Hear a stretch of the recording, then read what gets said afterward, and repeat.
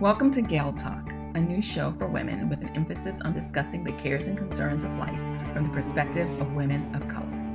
gaLtalk is not just talk. Gal is an acronym for Get a Life. That's life with a capital L, as in life in Jesus. We're not just here to talk, but to share with you wisdom you can trust. Now, what we will say will sound like it's countercultural at times, because it is. God's wisdom is often opposite of what we want to do. It's the hard thing to do a lot of times, but it's the thing that will bring us peace and contentment that other advice will not give us. Join us on this countercultural journey. Well, welcome to this month's episode of gaLtalk. Just to make a note, we're a little behind because this is International Women's Month podcast, but International Women's Month was in March. But it's okay. This is digital. We can do this.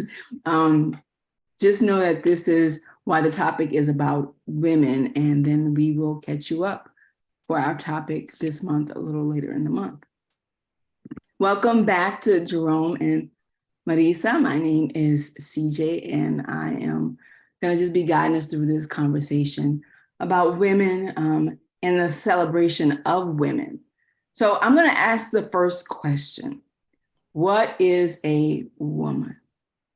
Don't all jump in, but we kind of know where this is coming from. We had a case where somebody was asked what a woman was, and for, I think, just reasons, because of the context where she was in, she did not respond. But I think we can actually respond. So to me, a woman is, God's created woman. He created man and woman, differently. And so to me, a woman is, a person that God created as a female. So you said to me, I'm asking you. According to the Bible. Okay. According to Jerome, what about you? Well, I'm going to lend my voice to my sister. I concur. I think that for Christian believers, the Word of God indicates that there were two genders that God created, male and female. And so a woman would be the personification of the female gender that God has created. Okay. It's interesting. I wanted to, read a little bit. It's funny. I don't know if y'all heard of her book, Jackie Hill Perry, Great Girl, Good God. And she has this little scene in it where she talks about it. And it's just real quick. It was just, for me, I couldn't think like she did, but she makes this point, and I thought it was really interesting. So her and her friend, they were in a hotel lobby, her girlfriend at the time. And this really big, she said, 6-foot dude came into the lobby, and he was mad. He was, just kind of going off. She said the door swung open and smashed the wall behind it, crashed the wallpaper just enough to hear it break, cracking the wallpaper just enough to hear it break. And I saw his bag before his face, and he moved through the door and behind the front desk like a 6'4" tornado. She says, my girlfriend threw her eyes at me. They weren't as light as they were before the wrathful man came and tore through the lobby. She said nothing and everything at the same time. Between her blink, I heard, I'm scared of him. Will you protect me? And without saying a word, she says, I told her no. Hearing him boom his mountainous voice through the walls, remembering his arms while looking at mine, I felt like a woman. Now, she's a guy in the relationship, right? But she said, I felt like a woman. I wanted to turn towards someone full of testosterone and beg him to be strong for us. And so it was that, in that instance, she realized, oh, I'm acting like this. And she goes on. It's a really good kind of depiction of her realization. She says, I knew there was a natural distinction between the two of us, her and the man, that even the heaviest of my voice couldn't undo. And so in that sense, she has this depiction of, in contrast, of who like a female really is, and what a man really is and who she felt like she was in that moment. It corrected, she said, her sense of reality. So, but that was really good. But I agree both fully with the both of you with regards to what a woman is. And so as we are celebrating this woman, is there a woman we are celebrating? As we are celebrating women, is there a woman that you have in mind that you feel is worthy of highlighting for something that she has done? There is a hero. I don't know if people use the word heroine or sheroes anymore, but this woman is one of my heroes. As we are making this recording, we are just a few days leading up to Easter Sunday, and my woman is a woman that I really consider one of the greatest disciples in the Word of God is Mary Magdalene. Mm-hmm. And I hope I haven't turned off some of our audience will say, well, I've looked down the list of the 13 disciples, and I always say 13 because Judas was replaced by another male. But Mary Magdalene traveled with the group, and this will be a discussion for another day, but she was just as much a disciple as all of the brothers that were present. She stands out to me most because while all of the big, strong men talked and walked with Jesus, when he was crucified, they all ran away and hid. But this weak woman, and I say weak tongue in cheek, Mm-hmm. one of the strongest believers there ever was, she never faltered in her belief and steadfastness to remain loyal to the risen Christ. So I would like to spotlight Mary Magdalene, a woman who sadly her reputation has suffered through the years because some scholars have inappropriately confused her with the woman who was caught in the act of adultery, and they were not the same person. That other lady is actually another strong woman as well, but just to focus on Mary, that's my person. Mm-hmm. And wasn't she also one of the women that were was at the tomb? Absolutely, yes, she was, and for the ladies who are watching this, Mary Magdalene, the Word of God never tells us quite specifically what her malady was, but the Word says that the Lord cast out 7 demonic spirits from Mary Magdalene. And I don't know if that was literally 7 demonic spirits, or did she have several things that were troubling her? But whatever it was that Jesus did for her was so moving and powerful that her loyalty remained steadfast. And Mm-hmm. I truly spotlight her, my friends, because sometimes women are sometimes told they have no voice in sharing the gospel and spreading the gospel. And when someone says that to me, I ask them, well, I'm confused because Mary was one of the best evangelists of all time. So how would you reconcile that? And one of the first seen is she was the one that carried back that he was risen, right? To the disciples that were hiding somewhere. That's right. So yeah, I think she is much worthy of our consideration. And what about you, Marisa?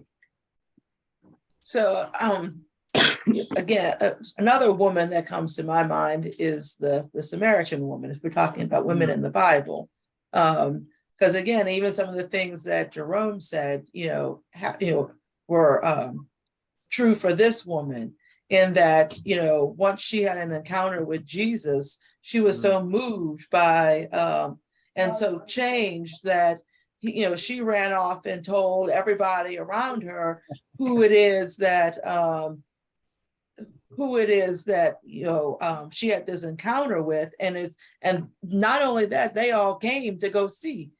She was so excited that they even came to go to meet who Jesus was. And then by meeting him, they also had an encounter with Jesus. So again, just like Jerome says, it just shows that, she had a voice, where people tell you that, you don't have a voice. And as well as, she also, was influential, even though she had, and she allowed herself to be changed. And, because of the brokenness that she had didn't prevent her from encountering Jesus, and then from encountering Jesus to changing the lives of other people around her. Yes. Right. Yes. Beautiful. Yeah. So I'm not as churched, that's a joke, as this because my woman is she's a woman, she's a woman from our recent past. My woman that I picked to think about was Rosa Parks. And the reason I thought about her is because I'm thinking about hard choices right now that, we have to make as Christians and as African Americans, to be able to give voice to some of the situations that we are experiencing, and how sometimes people don't want us to do that, just to kind of be quiet about what we're experiencing. And I pick her because she really didn't do anything spectacular in the sense that, she didn't go out and slay dragons. What she did was, on her way home from work one day on a bus, she simply said, I think her feet were hurting and she wasn't going to give up her seat. So it was during a time when Black people could only sit in certain parts of the bus. And if a person walked on and they were sitting in the seat in an area they weren't supposed to be sitting in. And I don't remember if she was sitting in the white only section or in the Black section, but either way, she was asked to give up her seat for a white man and she refused to. Now, when I was looking this up, she wasn't the first woman to do this. I think there were 2 other women who had done this before her. But the fact that she did it at the time and the place where she did, it caused, it was the catalyst that brought about the y'all tell me what it. Change and, a movement. No change, but it was the bus. What was it? The boycott. That's the word I was looking for. Oh, so sorry. Yeah, that brought about the boycott. So, just that little action, and it's just a conviction of hers, and it's correct. I mean, she rightly was in a seat, and basically she was just like, no, I'm here, and this is where I am. And she just refused to go along with the convention of the time because she was right. And so just in, thinking about that and the change that she brought about, with the boycott, my thought is, just if I have a choice in a situation, just to hold on to that conviction in that moment could be a catalyst, So just something that I was thinking about when I thought about her. Beautiful. So I'll add another woman or women, since if we have time. And the other women that I would mention are the women in the movie from the Hidden Figures, Katherine Johnson, Dorothy Vaughan, and Mary Jackson. And the reason why I say them is because they were women who had in still what's considered a man's world, the math and science era. And they also were, catalysts in terms of, helping, with NASA at the time, but it's just the fact that they were intelligent Black women, and in an area that is still very dominated by men, and so that they were able to use their intelligence. One, they didn't hide their intelligence, and they were able to use their intelligence to help more people. But they're also an example to others that can show that you can. You don't have to, it's okay to be intelligent, to know math and science and to excel in it, and because a lot of times, just like them, that people don't take women in those areas seriously, because there's still not very many women, and especially not very many African-American women in the math and science area. Well, that comes very appropriately from our resident engineer. I figured that's why I would highlight them. So I want to go back to this concept of a woman. and looking at the biblical woman and how the Bible poses women and our relationship to men. And I notice, and a lot of people will make comment to the fact that sometimes women are seen as second-class citizens in the Bible. And this is, women inside and outside of the church will make this comment. And so if we look at, and I was reading an article, and it was this feminist, and she was talking about, and she was conceding to the fact that the power dynamic between men and women, sometimes you can see that it is based on the fact that in general, men are physically stronger than women. And so you will see throughout history the fact that men could actually take advantage of women, and that the world, because of that dynamic, is directed and run by men. What do you think God had in mind when he made women physically weaker than men?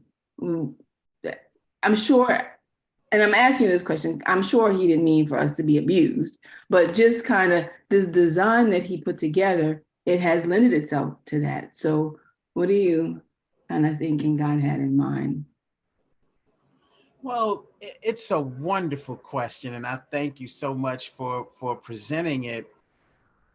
I have to say, and forgive me for sounding, I don't want to sound real churchy, but Galatians 3:28 is reverberating through my mind. I'm going to read that if you all would indulge me for a moment, because I think this goes directly to your question. Galatians 3:28 says, there is neither Jew nor Greek, there is neither slave nor free, there is no male and female, for you are all one in Christ Jesus.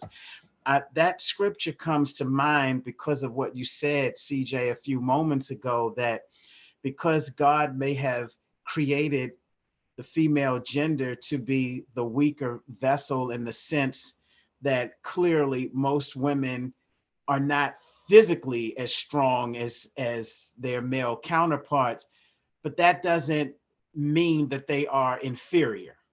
Mm-hmm.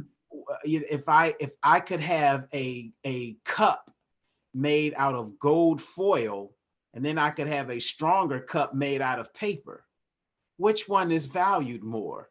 Okay, the strong paper cup, or the very weak cup made out of gold foil?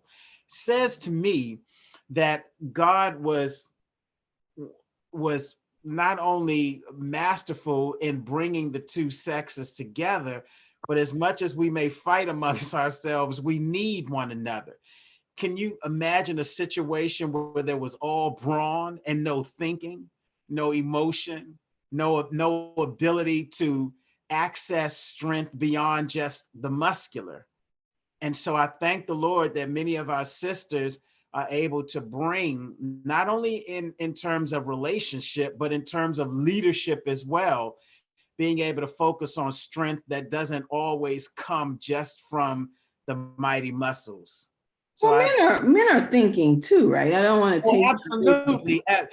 Men are clearly thinking, but a lot of times, I hate to say this, but men, there is a luxury that I think that women have, and that luxury is being able to not always have to have such a physical presence. At the end of I've seen men abandon their arguments when they disagree over something, and it devalues into, let's step outside. You think you got a point? I got a point too. And so the whatever arguments were made about whatever subject matter, once the right buttons are pushed, is I'm gonna fight you so I can prove how correct. Women can do that, and sometimes they may, but by and large, I have found that it is often women's ability to appeal to reason, that I respect that. And I think as brothers, as men, and when I say brothers, I'm talking about all of mankind, black, white, and all shades in the family of God on the spectrum. There's a lot to learn from our sisters in the earth realm. Okay, so I appreciate us being precious. But how is that helping me when it comes to this man hitting me upside the head? He's not hearing you.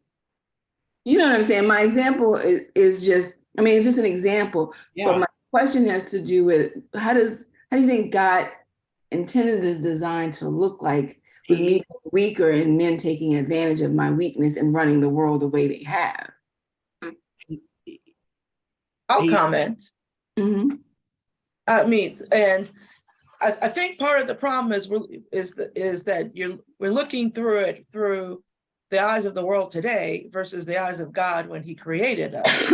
None of this, God never created, just like you said, He never created, male and female for one to physically harm or love in any sort of, or treat in any sort of way except in a loving fashion. And we have the world have totally just, done everything opposite of that we would even have to have this conversation that says, that why is it that man, would even, think of, abusing you? How do I take it as a woman if a man is using his power in a negative fashion to overtake and control me? That was never God's design. Amen. So if it's not God's design, then anything else is against what God had planned. Mm-hmm. Is that what you're asking? So then what you say it's against God's design. So what is God's design? That we would be, go ahead, Jerome. Well, like Marissa alluding to, complement each other. If I could borrow from a little bit from Eastern philosophies, there is the concept of yin and yang. And I love it because even when those of us who see the physical depiction of the circle, and half the circle is yin, half the circle is yang, the image is complete because both sides are together. And I envision that as Marissa was talking, because we have this notion that weaker in terms of physical stamina means this person, this gender is right to be taken advantage of. And that's not what God intended. Marissa is said that very well. We live in a fallen world. So that means, so even when we think about the beauty of sexual intimacy in a covenant marriage, that's a beautiful, wonderful thing. But because of the fall of mankind, sex is now looked at as something dirty by many in many aspects of our society. But yet God is the originator of that. But it's the fall of man that seems to soil every single thing in God's perfect creation. Mm-hmm. And so I just want to clarify your concept of the fall of man. That mankind. So humanity typically is what I would refer to it as. So God created the world perfect. He said everything was good. And when He created humanity, male and female, He said it was very good. And then we have in Genesis 3, when God has told them not to touch a particular tree, the tree of good and evil, the knowledge of good and evil.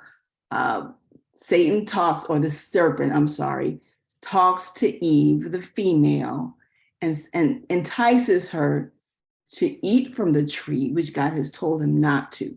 And at that point, her husband eats with her. And at that point, because they disobeyed God,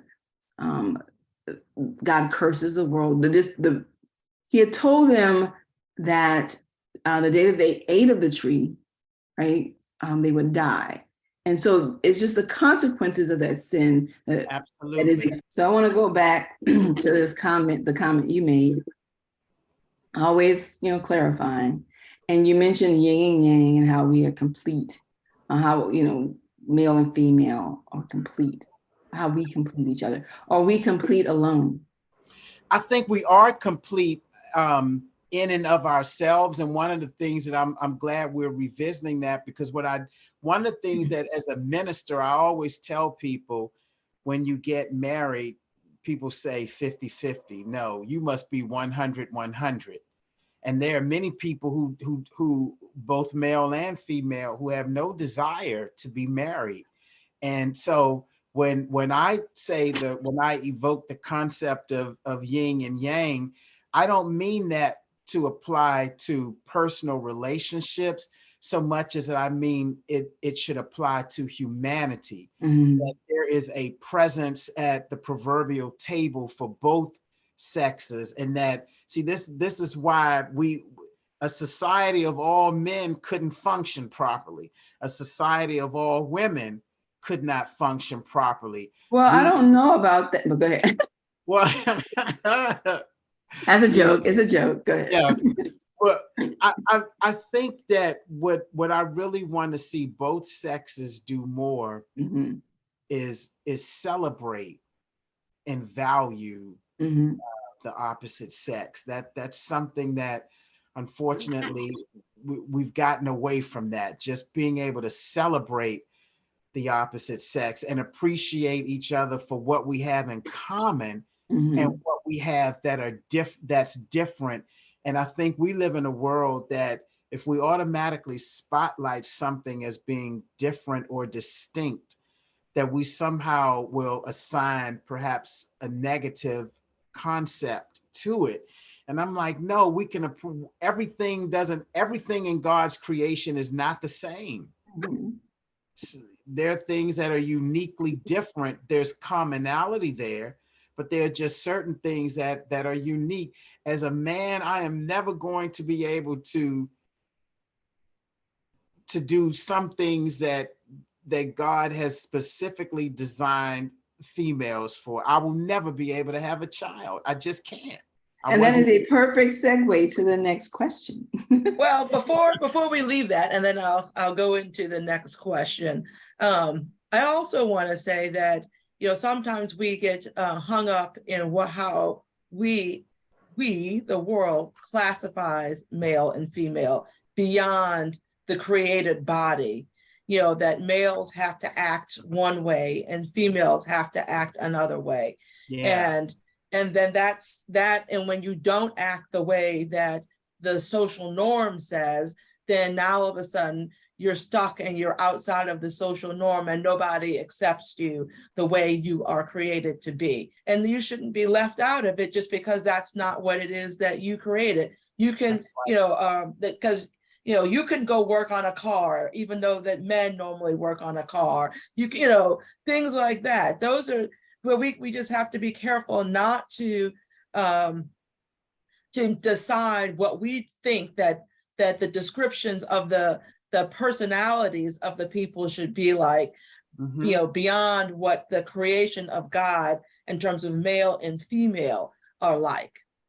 I hope that makes sense. It yes. makes sense. Stereotype, that, that's one of the things I think Marissa is getting at. Marissa, I'm going to date myself because. Wait, y'all, hold on 1 second. We're going to have to pause because my computer is asking for a charge. Okay. Hold on, and then we can pick it up as soon as I get back. Hold on.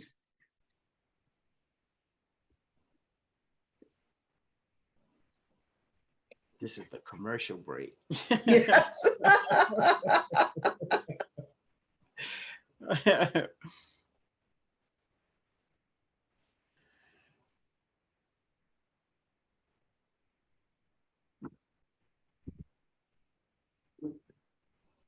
You remember what you were saying, huh, drunk? Yes. Okay, hold on. You plug in.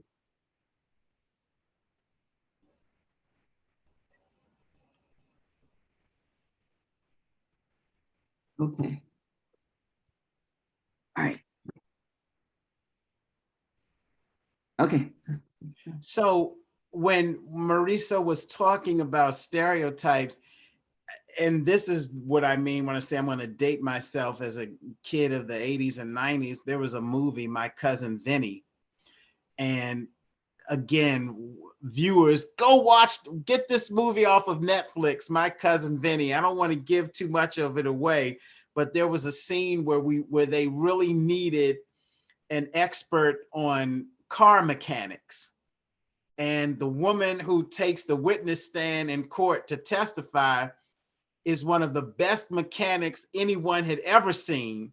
Her knowledge of the automobiles was just, no one could compare. And she was a woman. She wasn't there to talk about baking cakes. She wasn't there to talk about how mechanics should apply their makeup. She was there to talk about the differences of all of these automobiles.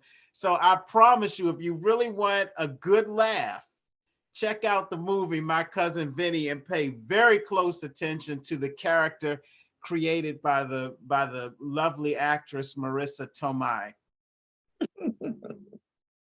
Okay. Let's turn back to the question of something that is uniquely feminine. Now, I realize I don't think that childbirth is the only thing that is uniquely feminine, but it is one of the things that is uniquely feminine. And it's funny because I don't know if we can really sometimes pinpoint what is uniquely feminine about what is uniquely different about a woman than a man, but we do know that when it's missing, same way with a male, because, and I know this is not International Men's Month. Do y'all have a month, Jerome? I don't think brothers get a month. I'm sorry. They get the other 11 months. Right. That could be it. But I'm just thinking about the fact that with men, sometimes in recent history, we have wanted to discount their presence in the family. Women now can support themselves, and sometimes in our culture, we feel like men don't need to necessarily be present. Women can do it all, and that's not true. And I think that it was a movie, since Jerome mentioned the movie. It's a movie, I think, Courageous. I think that's the one where it's one of the Kendrick brother movies. Mm-hmm. And they were talking about the statistics of, and it may have been males, but it was the statistics of the effect of having a household without a man, without a father, and how, and I don't remember all the statistics because I just thought about this off the top of my head, but it had to do with, how many children end up in jail because their dad's not in the home, so on and so forth. So there is, like I said, we may not be able to pinpoint it, but if we look at in our culture, the repercussions of the absence of the father, of the male, we can see it, though we probably can't do a one-on-one correlation. But I say all that to say, coming back to the female, we may not know that all of everything that she brings to the table, but we know when she's missing, there's a problem, right? That men can't actually deal with. So anyway, I asked Marissa, because I've never had any kids, that experience of motherhood that is special and unique, to share a little bit about your experience as a mother. So, as a mother, it's one of the things that that a lot of people look forward to. It's a lot of time, it's a lot of work, it's a lot of responsibility that sometimes you may or may not realize, but you have to then, find ways you're forced to change what your priorities are. Because now you have someone who is that you are responsible for providing, for feeding, for nourishment, for guidance. Okay, but I'm going to take you back to the part that you said women could do. Okay, only women could do. And I want to ask you. So how is it? Well, and just did you feel that there was a difference between your ability to carry, the way you attach to the baby, your role versus, say, your husband's? You know what I mean? Like, I mean, clearly he couldn't carry. So what was it about that process that you feel was special, just in being a mom? Oh, I mean, so you do spend 9 months with a child inside of you, growing inside of you, kicking you, everything else. Um, and so, yes, I mean, it's a nice time to be able to bond with the child. Uh, Sometimes you don't really realize how much you are bonding with the child because the child's listening to your voice all day. The child is eating what you eat. Yeah, so again, you're caring for the child, even though the child is still a part of you.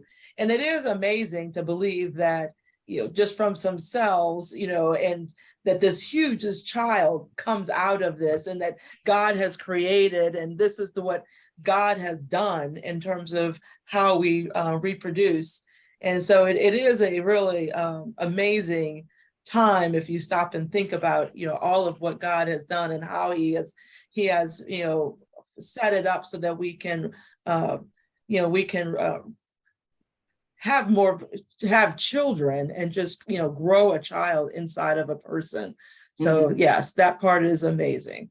Amazing. And particularly when they end up being, how tall is your son now? 6 something, taller than me. That's all that matters. yes, 6 something, and they start out like wee little babies, and now when there's these cute little kids that like to cuddle with you, and then all of a sudden it's just like, okay, stay away.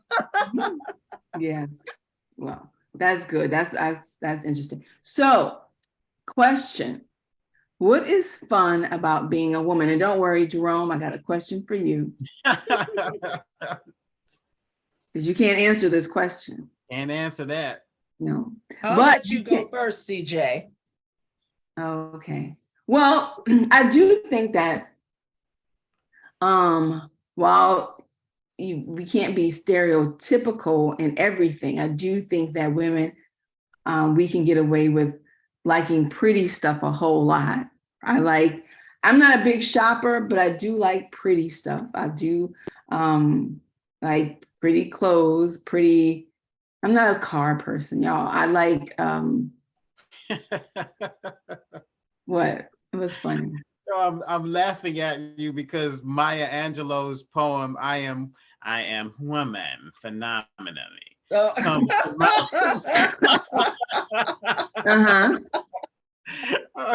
you are a phenomenal woman. So I don't know the poem, but I guess I know the poem. A link to it. We can put a link to it so that people like me want to read it first. Oh, yes. You might want to read. Yeah, some parts that may be a little too phenomenal, but okay, so y'all gonna have to tell me about this poem. Like what's so? Well, you can just read it. Yeah, I mean, read it. You'll know when. You'll see. Okay. Oh, this is really wonderful.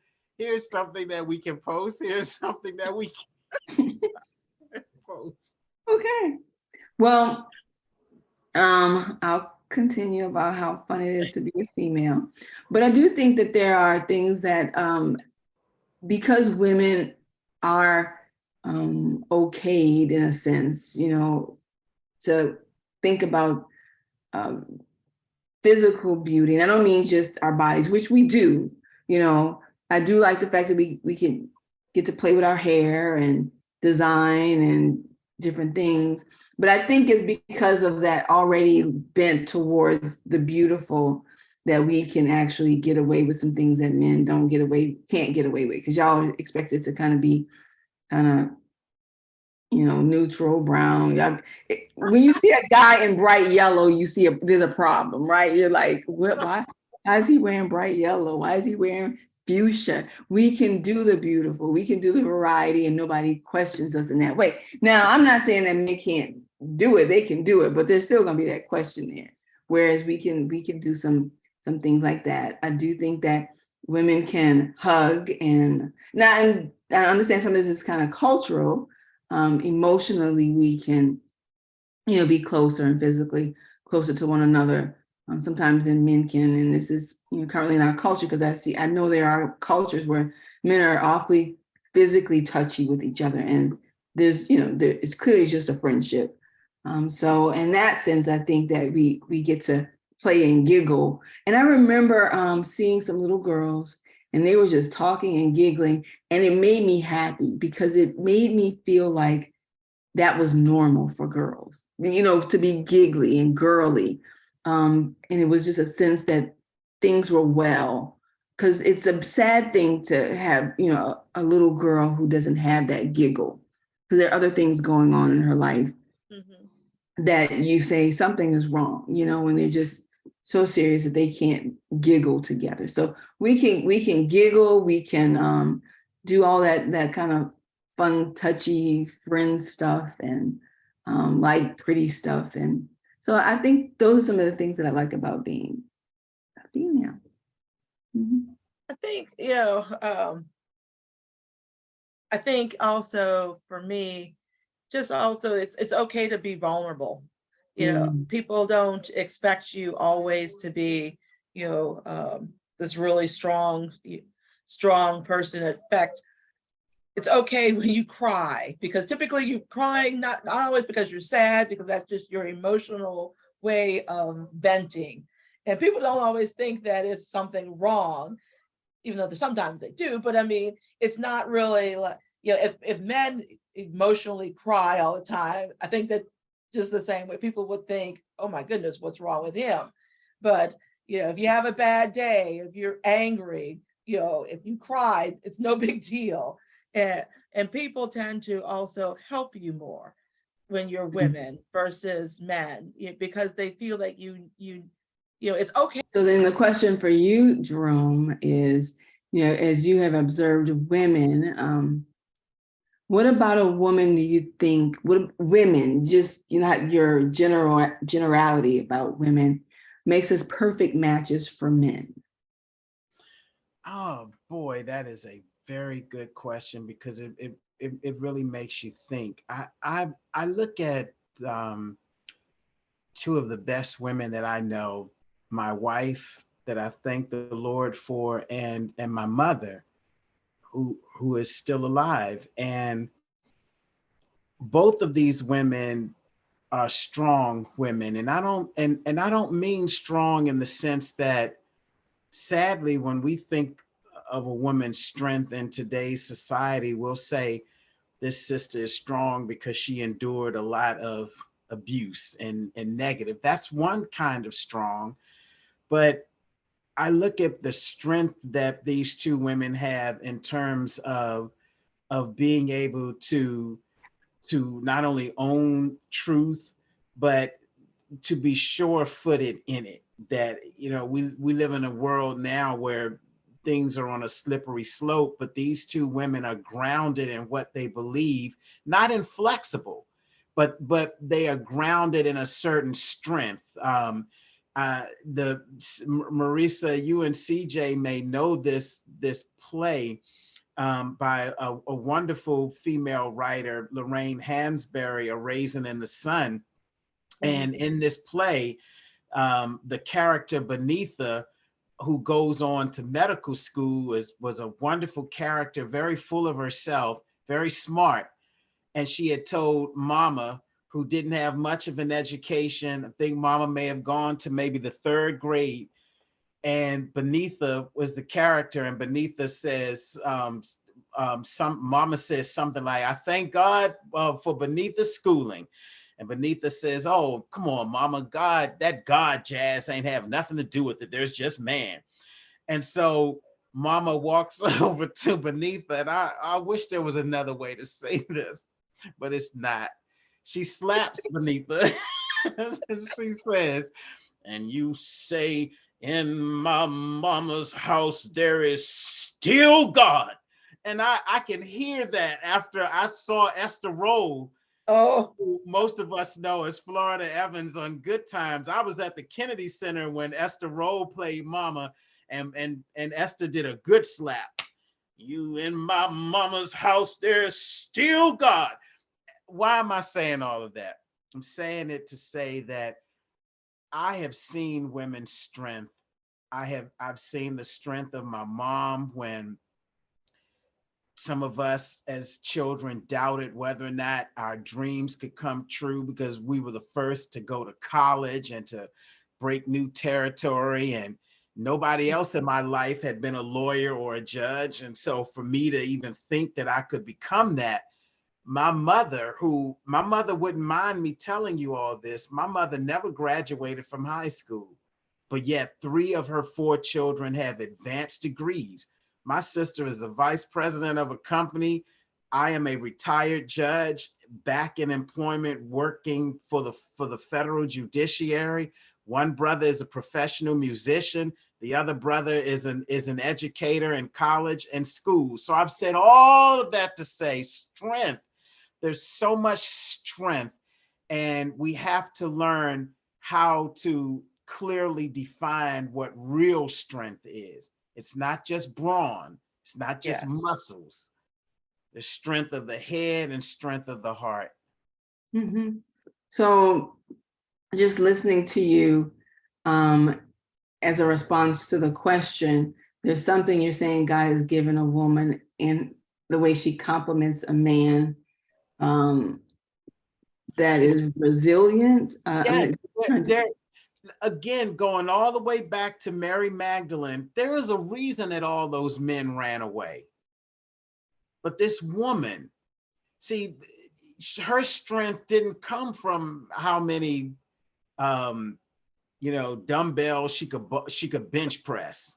She had a different kind of strength that I thank God for her. See how, because she was in the right place at the right time, the Lord used her and said, go back and tell all of my brothers that ran away, I need them. And I need you to be the vessel to carry this message. And he was sending us many messages. He could have found another man and said, go back and tell them jokers to come on home. But he used this woman. And because he recognized the strength of devotion. In my mother's house, there's still God. While we get carried away with so many other things of the world, sometimes it's women who have this inner strength, the ability to sort of redirect us back to what the heart of God is saying. Mm-hmm. And since you circle us back to Mary Magdalene, because I thought it crossed my mind when you originally were talking about it, with Easter coming up, or Resurrection Sunday, that the voice of women at that time was not very valued. People didn't really believe the testimony of a woman. Yes. But what God did was he kind of turned it on its head, and he actually used a woman to do that. And in that way, God validated the voice of women. That is in his message. Why. In the spreading of his message. Mm-hmm. That's precisely why that I really believe as an expositor, as a minister of the gospel, that he specifically wanted the entire universe to see, look how much I value and trust women. I am going to select this woman, and she's going to go light the spark. And I thank God that spark has ignited and spread throughout the entire earth realm, but all tracing back to this one woman who remains steadfast, and saying, I'm not going to look at what has happened. I know the master said this was going to happen. He said I would be crucified, but he also said something else. I'm going to rise on the third. And she never forgot that. So I'm going to close on that note. I thank you two so much for lending your thoughts to this conversation. If you want to follow up on this conversation, we will have a blog, and we'll put a lot of the links to the things that we reference in that blog. And we look forward to seeing you next month, Galaxy, which is actually later this month, but we look forward to seeing you as we talk about April's topic.